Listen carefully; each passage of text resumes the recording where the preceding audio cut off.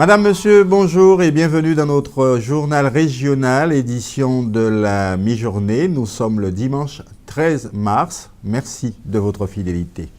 Dans l'actualité, la commune de Bouillante qui depuis hier accueille la 10e édition de Guadeloupe Prestige. C'est ce grand rassemblement des artisans et des producteurs locaux, un rendez-vous important des savoir-faire guadeloupéens où on n'en finit pas de découvrir tout ce qui se fait chez nous-mêmes et ce parfois que nous pouvons faire nous-mêmes et qui est à portée de main.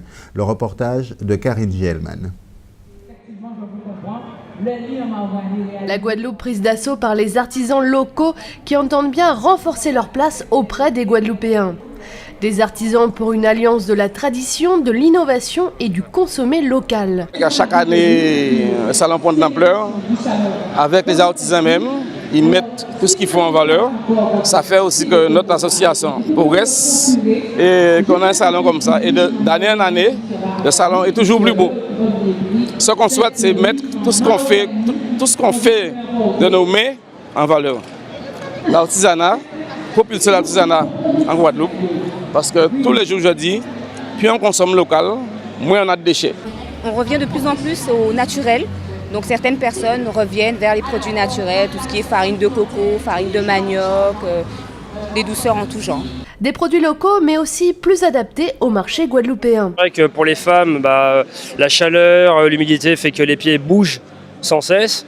Notre sandale à nous est élastique, ce qui fait qu'elle s'adapte véritablement sur les pieds des personnes, ce qui fait que c'est très utile pour la Guadeloupe. Et encore une fois, comme c'est l'accord de bateau, vous pouvez vous balader au bord de plage et rentrer dans la mer. Des produits plus sains pour notre santé. En fait, les plantes ont des vertus médicinales et nous les ignorons. Quand on a un problème, un mal de tête, on veut utiliser du paracétamol ou encore on veut utiliser du ginseng et tout, on va à la pharmacie. C'est ce réflexe-là qu'on a. Alors que non, on pourrait faire pousser des plantes, quel que soit où nous habitons en Guadeloupe, on pourrait faire pousser dans son jardin, même aussi mettre en pot, faire de la culture hors sol.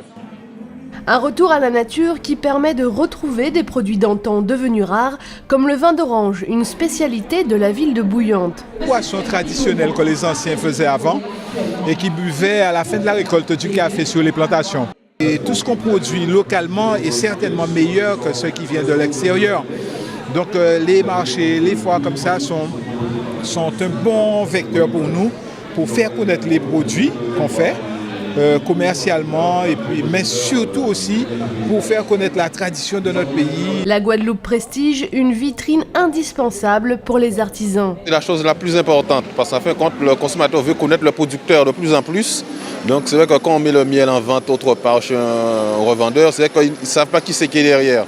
Et là, on peut expliquer les choses, comment ça se passe. Et là, c'est un contact qui, je pense, qui est très important pour faire connaître le produit, pour expliquer. Parce que tout le monde dit, je connais le miel, c'est du miel. Mais en fin de compte, chaque fleur donne un goût, une saveur, une couleur différente au miel. Et c'est ce qui est important de faire connaître aux gens. Pour ces 10 ans, cette édition du Guadeloupe Prestige est un beau cadeau pour les visiteurs. Des bijoux aux huiles essentielles, des objets prestigieux avec des créateurs et des producteurs accueillants. Et puis il y a aussi le Guadatroc, le concept du troc bien sûr, une véritable mode en Guadeloupe. Aujourd'hui à Jarry, le rendez-vous avait une particularité, il était spécialement destiné aux femmes autour de l'échange de vêtements. Anne-Elisabeth Artsen. Le concept, ramener des vêtements et autres accessoires dont vous n'avez plus d'utilité et les échanger moyennant un droit d'entrée de 3 €.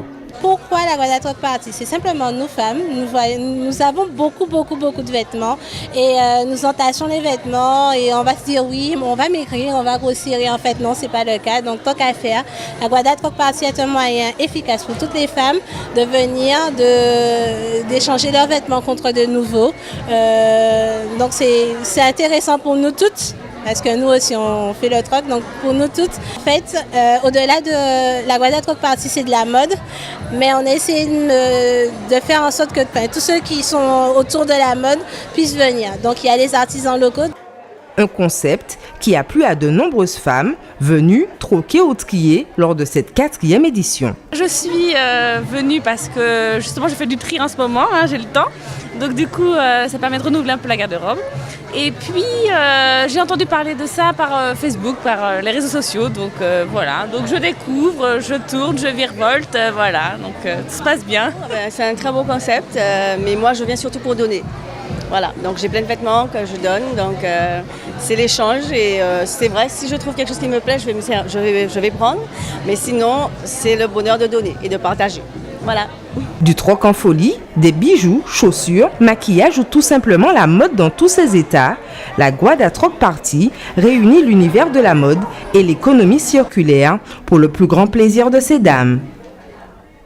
La ville de Pointe-à-Pitre honore aujourd'hui l'un de ses grands serviteurs, Michel Benjamin, ancien adjoint au maire d'Henri Bangou. C'est un homme qui a beaucoup œuvré, notamment dans le domaine du sport. Et bien désormais, le complexe sportif de la Plaine de Grand-Camp à Loricisque portera son nom. Monsieur Benjamin a notamment présidé l'Office municipal des sports de Pointe-à-Pitre et il fut plus connu par le grand public comme président durant de nombreuses années de la solidarité scolaire, le Club Point 3. On écoute maintenant sa réaction après cette cérémonie. Il est interrogé par Muriel Barlagne. On a fait de moi un homme heureux. Un homme heureux et en plus par le sport, c'est formidable. Alors j'ai été un vieux de la vieille. J'ai été appelé avec le docteur Bangou qui m'a sollicité. J'étais venu pour 6 ans, mais je suis parti 24 ans après. Donc vous voyez, je suis un homme heureux. En plus, je suis de l'Éducation nationale, conseiller principal d'éducation, et je suis heureux parce que je disais souvent à mes élèves que le sport est l'élément essentiel chez un jeune. Ça forme l'esprit et ça forme l'homme ou la femme en général. Alors vous voyez, je suis heureux. Simplement heureux, mais heureux. Pour rester dans cet esprit décrit par M. Benjamin, justement, la ville de Pointe-à-Pitre organisait aujourd'hui ses 10 km pédestres, une course autour du thème « Non à la drogue, non au tabac et oui au sport ». Dans quel état d'esprit les participants l'ont-ils vécu? Le reportage de Muriel Barlagne. Ils sont environ 200 à être venus participer à cette course avec slogan « Non à la drogue, non au tabac, oui au sport ». Ils se sont inscrits en individuel ou avec un club. C'est le cas de ce groupe qui porte les couleurs des foulées vertes du Rond-Point, un club de petits bourgs, de marche et de course sur route. 20 des 80 licenciés doivent courir aujourd'hui. Un rendez-vous important, c'est le premier de la saison. Il permet de se préparer à d'autres courses. C'est une course comme toutes les autres et donc nous sommes très contents et très agréablement satisfaits de pouvoir courir cette course. Il faut aussi dire que c'est une course que nous faisons c'est la première course du calendrier et nous sommes donc en préparation pour les différentes échéances à venir, en l'occurrence le relais interentreprise et d'autres courses. Voilà. Aujourd'hui, ça paraît pas trop difficile. C'est vrai quand même que nous avons une bonne préparation. Nous ne sommes que 3-4 fois par semaine, donc je pense qu'aujourd'hui, ça ira mieux. Parmi les participants, on trouve même des vacanciers. Christelle et Brigitte viennent de Bordeaux, où elles font de la course en club. On fait partie du même club, on est venus en vacances toutes les deux, donc on en profite. Parce qu'on est aussi en préparation pour le marathon de Paris. Donc du coup, ça nous fait un petit entraînement. Allier l'utile à l'agréable, c'est le propos de ces foulées la pointe. 10 km à travers les rues de Pointe-à-Pitre. Les 10 km de Pointe-à-Pitre existaient déjà, mais après 2 ans de sommeil, la ville de Pointe-à-Pitre a décidé de reprendre. Alors je dirais tout simplement les 10 km de Pointe-à-Pitre revient. Nous l'avons dénommé Fouler la Pointe, première édition. Toujours le même slogan, non à la drogue, non au tabac, non à l'alcool et oui au sport. L'esprit de cette course, c'est de rassembler le sportif du dimanche aux sportifs qui font de la compétition. C'est pour ça Pointe-à-Pitre a eu l'idée, une très bonne idée, de rassembler les marcheurs qui sont partis à 6h30 et les coureurs vont partir tout à l'heure. Peu après 7h20, le départ est donné devant le complexe sportif de la plaine de jeux de Grand-Camp, Michel Benjamin. Une course pour contribuer aussi à la lutte contre le diabète. Sur les 10 € de frais de participation, 2 € seront reversés à l'association GEPDG. En bref, maintenant, Maître Bernard Prancrel a été élu hier bâtonnier de l'Ordre des avocats de la Guadeloupe face à Maître Ernest Danint et Louis-Raphaël Morton. Maître Prancrel va donc succéder à Maître Jamil Ouda. L'actualité dans notre grande région de la Caraïbe avec notamment les suites de ces pluies torrentielles qui ont frappé Sao Paulo et fait une dizaine de morts et puis surtout les ennuis judiciaires qui continuent pour l'ancien président Lula. La ville de Sao Paulo est sous les eaux. Des pluies torrentielles se sont abattues près de la mégalopole brésilienne qui compte plus de 20 millions d'habitants. Au moins 19 morts ont été dénombrés par les secours et 17 personnes ont péri dans un glissement de terrain et 2 autres sont mortes noyées. 8 personnes sont encore portées disparues dans la ville de Mairipora. Elles seraient ensevelies sous les décombres de 2 maisons qui se sont effondrées. Les précipitations ont également provoqué la fermeture de l'aéroport international de Sao Paulo pendant 6 heures vendredi matin et ont interrompu les services de transport de la ville. Ces pluies torrentielles surviennent après 2 ans d'une grave sécheresse dans cet état du sud-est du Brésil. Le parquet de Sao Paulo a requis en milieu de semaine le placement en détention provisoire de l'ancien président brésilien Luiz Inácio Lula da Silva. Les procureurs ont réclamé des poursuites pénales pour occultation de patrimoine contre l'ancien chef d'État. Il appartiendra désormais à une juge de Sao Paulo de se prononcer tant sur l'ouverture de poursuites contre Lula que sur son éventuel placement en détention dans un délai qui n'a pas été précisé. Les procureurs de Sao Paulo estiment que l'ex-président a porté atteinte à l'ordre public en appelant le 4 mars dernier la population à descendre dans les rues pour dénoncer la persécution judiciaire dont il se dit l'objet. Les procureurs affirment que sa détention préventive est nécessaire au bon déroulement de l'instruction car Lula se prévaut de sa condition d'ex-président pour se situer au-dessus de la loi. Les procureurs ont jugé l'appel à manifester de Lula comme une provocation à l'encontre du pouvoir judiciaire. Ils précisent que l'ancien président ne peut en aucun cas inciter la population à s'insurger contre les investigations criminelles du ministère public ou la police, pas plus d'ailleurs que contre les décisions du pouvoir judiciaire. Cette affaire intervient dans un climat politique extrêmement lourd, à 3 jours des manifestations nationales appelées par des mouvements d'opposition pour réclamer le départ du pouvoir de la présidente Dilma Rousseff, laquelle est visée par une procédure de destitution. C'est un spectacle sans pareil. 2000 touristes ont assisté à la chute d'un énorme pont de glace du Perito Moreno jeudi en Patagonie, dans le sud de l'Argentine. Le pont de glace reliait une rive du lago Argentino et le glacier. Ce phénomène naturel s'était produit pour la dernière fois il y a 4 ans. Une rivière qui coule sous le glacier a entamé les parois de glace. Des arches se sont formées tous les 4 ans depuis 2004. En 2012, la rupture était survenue de nuit et n'avait pu être filmée. Les chutes de glace se produisent toute l'année sur ce glacier de Patagonie qui avance de 2 mètres par jour en moyenne. Classé au patrimoine mondial de l'UNESCO, le Perito Moreno se trouve à l'extrême sud de la cordillère des Andes, dans la province de Santa Cruz. Et puis on revient chez nous au sport avec les résultats de la 19e journée du championnat de division d'honneur. Nous parlons bien sûr football, solidarité scolaire, Sirocco 1-1, vous le savez, c'était vendredi soir. AOG, Amical Club de Marie-Galante 0-0. L'Arsenal a battu le Phare du Canal 3-0 à Petit-Bourg. Défaite l'Étoile qui revenait pourtant face à la Gauloise 3-2. Le CSM hier a été tenu en échec par le CA Marquisa, ça va mal pour les Mouliens, 2-2. Et puis le Red Star s'est offert la Juventus qui occupe pourtant la 2e place du classement de ce championnat. 1-0 pour les points 3, voilà, qui fera plaisir entre autres à monsieur Michel Benjamin qu'on a honoré aujourd'hui. Dernière rencontre de cette 19e journée, cet après-midi, le leader, l'USR, qui recevra l'USBM chez lui donc à Sainte-Rose. Il y aura également du cyclisme au programme cet après-midi. C'est le véritable grand démarrage de la saison avec le Grand Prix de la JCA aux Abîmes, bien sûr. Une épreuve où l'on note 150 inscrits des 3 catégories seniors, 1, 2, 3, et puis même les juniors qui participeront à cette épreuve. La JCA elle-même a engagé 2 équipes dans cette compétition.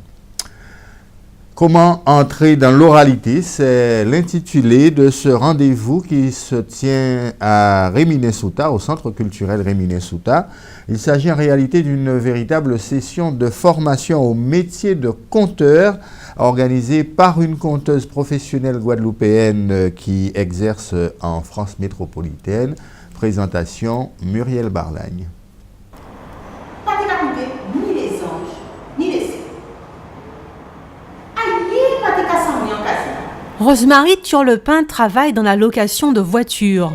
Elle est aussi conteuse dans une association à Marie-Galante. Elle s'est inscrite à cet atelier intitulé Conte et rythme pour s'améliorer. Son défi du jour, apprendre à compter en y mettant le ton. Cela fait maintenant 3 ans qu'elle raconte des histoires. C'est devenu comme ça dans ma formation de BAFA. Quand j'ai compté, la formatrice m'a dit « Toi, tu as le compte en toi. Il faut que tu continues dans cette voie. » Alors, quand je suis retournée à Marie-Galante, quelques temps après, j'ai trouvé une association où on faisait le compte aussi. Donc j'ai dit « Tiens, pourquoi ne pas m'inscrire ?» Je me suis inscrite et j'ai eu la formation à partir de là avec l'association. Et depuis lors, je suis là. Pour toutes les fêtes de Noël, je me fais un plaisir de compter pour les enfants. Sylvana, elle, est bibliothécaire. Elle a l'habitude de lire des histoires à haute voix. Cet atelier lui donne l'occasion d'entrer dans la peau d'une conteuse. Se détacher du livre, c'est un autre exercice dont elle découvre les subtilités. J'ai pas la même position, parce que quand je dis je suis assise, là je suis debout. Je dois mettre un petit peu de moi, trouver une position dans le conte que je vais dire, alors que dans le livre, le point de vue il est dans l'histoire, quoi. J'ai pas vraiment de création à faire, ni de me trouver une position. C'est Suzy Ronel, conteuse professionnelle venue de l'Hexagone pour l'occasion, qui anime ce chantier création. Le premier d'une série. Elle commence par découvrir le style de chaque stagiaire afin de lui apporter des conseils sur mesure.